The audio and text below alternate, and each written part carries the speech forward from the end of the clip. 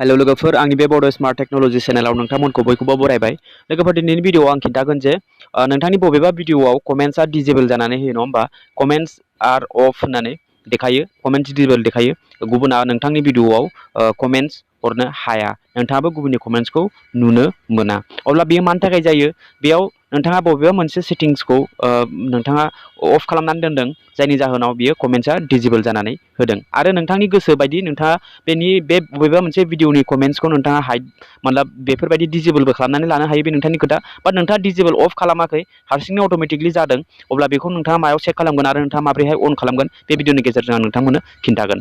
आंनाव गोबां कमेन्ट्स फैदों, आंनि कमेन्ट्सखौ गुबुना आंनि बे भिडिअआव कमेन्ट्स हरनो हाया, कमेन्टआ डिजेबल जानानै दङ, बे मानि थाखाय जायो, बिनि थाखाय भिडिअ बानायनायलाय आं बे भिडिअखौ बानायनाय जादों। लोगोफोर भिडिअखौ फार्स्टनिफ्राय लानानै जोबजासिम नायलां आरो नोंथाङा बे स्टेपखौ फल' खालाम।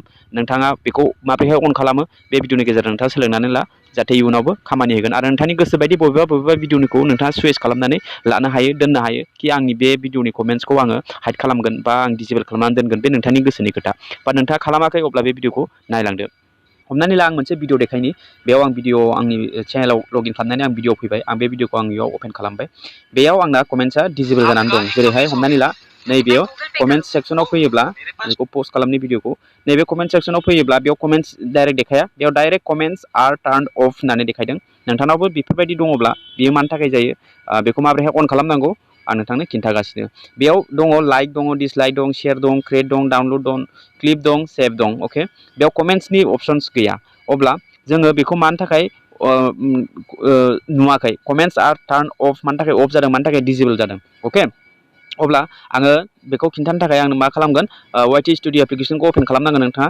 अके, आङो बेक थांनि YT स्टुडिअ एप्लिकेसनखौ आं अपेन खालामनि। बेयाव आं खिन्थागोन जे बेखौ माबोरैहाय अन खालामनांगौ। अब्ला आङो बेक थांनोसै YT स्टुडिअ एप्लिकेसनाव। आं अपेन खालामबाय, बे अपेन खालामनानै आं कन्टेन्टआव क्लिक खालामगोन। कन्टेन्टआव क्लिक खालामनानै नोंथाङा बबे भिडिअआव कमेन्ट्सआ अफ जानानै दङ, बे भिडिअखौ नोंथाङा क्लिक खालामदो। बेयाव क्लिक खालामनानै नोंथाङा गोजौआव पेन्सिलनि आइकन दङ, मार्क दङ, बेयाव क्लिक खालाम। क्लिक खालामनानै गाहायाव नोंथाङा फै। गाहायाव नैबेयाव दङ, बयनिख्रुइ गाहायाव मर अप्शन्स, बेयाव टेक्स्ट, केटेगरि, कमेन्ट्स बेफोरबायदि दङ। बेयाव नोंथाङा एर'आव क्लिक खालामदो। बेयाव क्लिक खालामनानै गोजौआव खनसे ओरै लां। बिनिफ्राय नैबेयाव दङ कमेन्ट्स, नोंथाङा नुगोन बेयाव गोजौआव दङ केटेगरि, ओमफ्राय बेयाव दं कमेन्ट्स। बे कमेन्ट्सआव नोंथाङा क्लिक खालामनांगोन। बेयाव क्लिक खालामबालाय बेफोरबायदि फैबाय। बेयाव फार्स्टआवनो दङ एलाउ अल कमेन्ट्स, माने मोजां गाज्रि कमेन्ट्स नोंथांनि हेटार्सनियानो जा, नोंथांनि सोरबा लिंक हरदों, सोरबा माबा माबि हरदों, नोंथां जिखिनि माने गोबाङावनो कमेन्ट्सआ स्पाम जायो, माने हाइड जायो।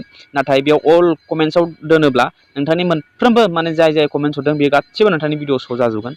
ओमफ्राय सेकेन्डआव नोङो दोनोब्ला नैबेयाव सेकेन्ड नाम्बाराव दोनोब्ला नोंथांनि कमेन्ट्सखौ मोजांखौ इउटुबा बासिनानै कमेन्ट्सखौ शो जाहोगोन नोंथांनि भिडिअआव, आरो गाज्रि कमेन्टखौ रिभिउ खालामनानै इउटुबा बे गाज्रिखौ स्पाम खालामनानै दोनगोन, हाइड खालामनानै दोनगोन। अके, थिग बेफोरबायदिनो नोंथाङा नैबे होल्ड अल कमेन्ट्स फर रिभिउआव दोनोब्ला नोंथाङा मोनफ्रोमबो कमेन्ट्सखौ इउटुबा रिभिउ खालामगोन, बे कमेन्ट्सखौ होथावना होथावा नोंथांनि भिडिअआव। अके, थिग बेफोरबायदि। ओमफ्राय डिजेबल कमेन्ट्स, बेयाव नोंथाङा बेफोरबायदि जानानै दं, नोंथाङा बे डिजेबल कमेन्ट्स जानानै दङ, जायनि थाखाय आंनि बे भिडिअआव कमेन्ट्सआ डिजेबल जानानै दङ। अके, नैबे डिजेबल कमेन्ट्स जानानै दङ। बेखौ जोङो मा खालामनांगोन? नोंथाङा गोसो बायदि एलाउ अल कमेन्ट्सआव नोंथाङा बेयाव टिक मार्क होनांगोन, बे ब्लेक डटखौ गोजौआव होनांगोन आरोखि।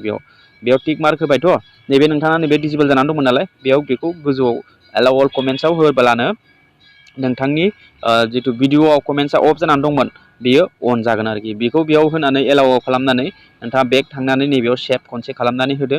सेभ खालामनायनि उनाव आं थांबावनोसै बै भिडिअआव, जाय भिडिअआव आंना कमेन्ट्सआ डिजेबल जानानै दंमोन। बेयाव आङो इउटुबखौ अपेन खालामबाय। अपेन खालामनानै आं खनसे बेक खालामनानै आं खनसे बेयाव क्लिक खालामबावनोसै। अके, बेयाव क्लिक खालामनाय लोगो लोगो नोंथाङा नुगोन आंनाव कमेन्ट्सआ नै 8टा कमेन्ट्स दंफैयो। थिग बेफोरबायदि आरो आंना बे कमेन्ट्सआ अन जाबाय। अके, बेयाव कमेन्ट्सआ अन जाबाय।